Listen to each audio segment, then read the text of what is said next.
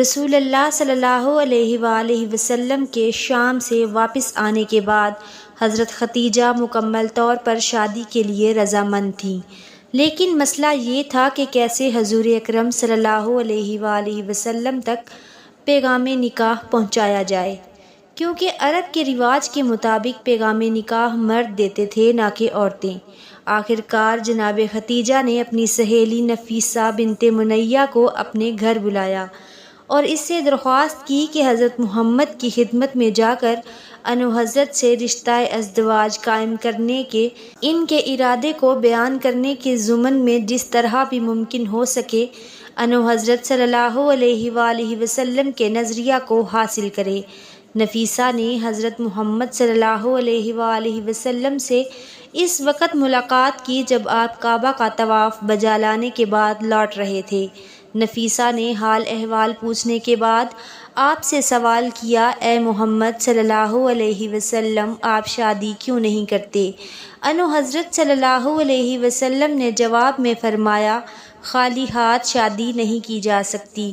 نفیسہ نے کچھ دیر سوچنے کے بعد کہا، اگر میں کسی ایسی خاتون کا تعارف کرواؤں جو جاہ و جمال اور شرافت میں آپ کی ہم پلہ ہو اور کافی مال و دولت کی بھی مالک ہو تو کیا آپ اس سے ازدواج کے لیے آمادہ ہیں؟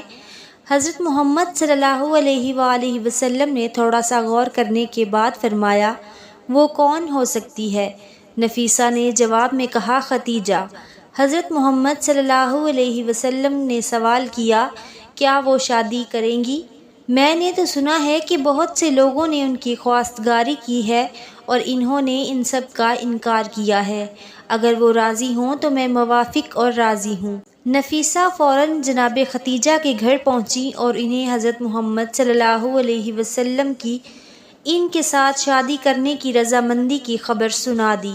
حضرت محمد صلی اللہ علیہ وسلم نے جناب خدیجہ کی آپ سے شادی کرنے کی رضامندی اور ان سے ازدواج کی اپنی دلچسپی اور رضامندی کے بارے میں اپنے چچا ابو طالب، عباس اور ابو لہب کو آگاہ کیا۔ ابو لہب نے کہا، میرے بھتیجے، ہمیں عربوں میں بدنام نہ کرنا، تم خدیجہ کے لائق نہیں ہو۔ انو حضرت کے چچا عباس اپنی جگہ سے اٹھ کھڑے ہوئے اور ابو لہب سے تیز لہجے میں مخاطب ہو کر کہا، تم ایک پست آدمی ہو، خدیجہ میرے اس بھتیجے کے بارے میں کون سا اعتراض کر سکتی ہیں؟ محمد صلی اللہ علیہ وسلم دلربا جمال و کمال کے مالک ہیں، خدیجہ کیسے اپنے آپ کو ان سے برتر ثابت کر سکتی ہیں؟ کیا مال یا کمال کی وجہ سے؟ کعبہ کے خدا کی قسم، خدیجہ جتنا بھی محمد صلی اللہ علیہ وسلم سے مہر چاہے، میں گھوڑے پر سوار ہو کر بیابانوں میں گھوم کر اور بادشاہوں کے محلوں میں جا کر اسے مہیا کروں گا۔ جناب ابو طالب اپنے بھائیوں سے صلاح و مشورہ کرنے کے بعد اس نتیجے پر پہنچے کہ سب سے پہلے ضروری ہے کہ جناب خدیجہ کا نظریہ اور ان کی طرف سے ممکنہ شرائط معلوم کیے جائیں اور اس کے بعد کوئی فیصلہ کیا جائے۔ اس کے بعد انہوں نے پیغمبر اکرم صلی اللہ علیہ وسلم کی پھوپھی صفیہ کو خدیجہ کے پاس بھیجا تاکہ بلا واسطہ ان سے گفتگو کر کے اس سلسلے میں ان کے نظریہ کے بارے میں آگاہی حاصل کریں۔ جناب صفیہ جناب خدیجہ کے گھر گئیں۔ جب جناب خدیجہ کو معلوم ہوا کہ صفیہ ان کی ملاقات کے لیے آئی ہیں تو وہ دوڑ کے استقبال کرنے کے لیے آگے بڑھیں اور انہیں اپنے مخصوص کمرے میں لے گئیں۔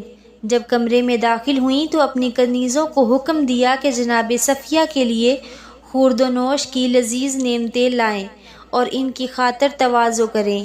جناب صفیہ نے کہا، میں کھانا کھانے کے لیے نہیں آئی ہوں بلکہ میں اس لیے آئی ہوں کہ جان لوں کہ جو کچھ میں نے سنا ہے وہ سچ ہے یا نہیں۔ جناب خدیجہ نے یہ پوچھے بغیر کہ آپ نے کیا سنا ہے اور دوسرے لوگ کیا کہتے ہیں، جواب میں کہا، جی ہاں، آپ نے صحیح سنا ہے۔ وہ عورت خوش قسمت ہے جو محمد صلی اللہ علیہ وسلم کی شریک حیات بنے، کیونکہ محمد ان کے لیے فخر و مباحات کا سبب ہیں۔ میں محمد صلی اللہ علیہ وسلم کی عظمت اور شخصیت سے واقف ہوں اور ان کے ساتھ زندگی گزارنے کو اپنے لیے سعادت اور ایک عظیم فخر سمجھتی ہوں۔ ان کا مہر بھی میں اپنے مال سے ادا کروں گی۔ جناب صفیہ نے جناب خدیجہ کا دو ٹوک الفاظ میں جواب سن کر خوشی اور مسرت میں کہا، اے خدیجہ، خدا کی قسم، آپ محمد صلی اللہ علیہ وسلم سے محبت کرنے میں حق بجانب ہیں۔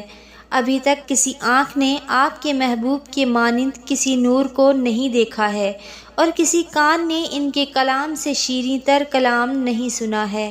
اس کے بعد جناب صفیہ نے حضرت خدیجہ سے رخصت لی اور مسرت و شادمانی کی حالت میں جناب ابو طالب کے گھر کی طرف لوٹیں، جہاں پر بنی ہاشم کے بزرگ افراد ان کا انتظار کر رہے تھے۔ جناب ابو طالب کے گھر میں داخل ہونے کے بعد جناب صفیہ نے بنی ہاشم کے بزرگوں کے سامنے حضرت محمد صلی اللہ علیہ وسلم کے تئیں جناب خدیجہ کے ناقابل توصیف محبت و احترام کو بیان کیا۔ ابو لہب کے علاوہ بنی ہاشم کے تمام افراد یہ خبر سن کر خوش ہوئے، کیونکہ ابو لہب ہمیشہ حضرت محمد سے حسد رکھتا تھا، اور اس کے بعد حضرت کے چچا اور بنی ہاشم کے بزرگوں نے باضابطہ طور پر جناب خدیجہ کے پاس خواستگاری کے لیے جانے کا فیصلہ کیا۔ 28 سال ہجرت سے قبل، بعثت سے 15 سال قبل، 9 شوال کو جناب ابو طالب اپنے عید کے لباس کو زیب تن کر کے بنی ہاشم کے چند بزرگوں کی سرپرستی کرتے ہوئے حضرت خدیجہ کے چچا عمرو بن اسد کے گھر کی طرف روانہ ہوئے، کیونکہ طے یہ پایا تھا کہ نکاح خوانی کی رسم وہیں پر منعقد ہوگی۔ تواضع اور مہمان نوازی کے بعد جب سب سے پہلے جناب ابو طالب نے خدائے سبحان کی وحدانیت اور مکہ و محمد کی عظمت کے بارے میں ایک خطبہ پڑھا۔ خطبہ پڑھنے کے بعد مہر کے بارے میں گفتگو ہوئی۔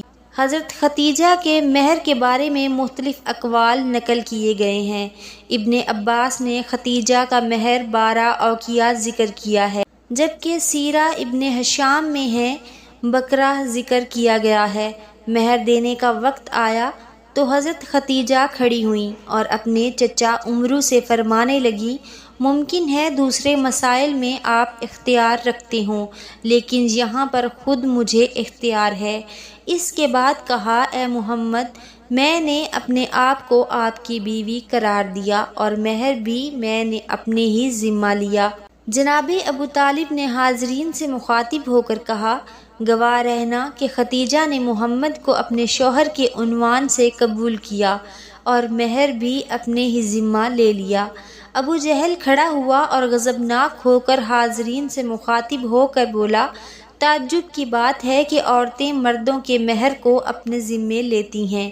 جناب ابو طالب غضبناک ہو گئے اور کھڑے ہو کر کہا، جی ہاں، اگر کوئی مرد میرے بھتیجے کی مانند ہو تو عورتیں سب سے گراں قیمت مہر کو بھی اپنے ذمہ لے لیتی ہیں، اور تم جیسے ہوں تو گراں قیمت مہر لیے بغیر ان سے ازدواج کے لیے آمادہ نہیں ہوتی۔ مہر معین ہونے کے بعد عقد و نکاح کے مراسم منعقد ہوئے، اور جناب خدیجہ اس تاریخ کے بعد قانونی طور پر حضرت محمد صلی اللہ علیہ وسلم کی شریک حیات بن گئیں۔ ناظرین گرامی، یہ یاد رہے کہ آپ صلی اللہ علیہ وسلم ملت ابراہیمی پر قائم تھے، اور حضرت خدیجہ رضی اللہ تعالی عنہا کی راستی اور طہارت بھی مسلم تھی۔ نیز ورقہ بن نوفل کی تعلیمات کی روشنی میں وہ آپ صلی اللہ علیہ وسلم کو نبی آخر الزماں ہی سمجھ کر نکاح کر رہی تھیں، اس لیے یہ نکاح دین حنیف ملت ابراہیمی پر منعقد ہوا تھا۔ عقد کی تقریب ختم ہونے کے بعد تمام مہمان اٹھ کر اپنے گھروں کو چلے گئے۔ رسول اللہ بھی اپنے چچا ابو طالب کے ساتھ گھر جانے کے لیے کھڑے ہوئے۔ جناب خدیجہ چونکہ جانتی تھیں کہ حضرت محمد صلی اللہ علیہ وسلم کا اپنا کوئی گھر نہیں ہے، اس لیے حضرت کی طرف مخاطب ہو کر کہا، اپنے گھر کی طرف آئیے کہ میرا گھر آپ کا گھر ہے اور میں بھی آپ کی کنیز ہوں۔ اس کے بعد حضرت سے مخاطب ہو کر کہا، اے محمد صلی اللہ علیہ وسلم، اپنے چچا ابو طالب سے کہہ دیجئے کہ 10 اونٹ نہر کریں اور لوگوں کو دعوت کر کے کھانا کھلائیں۔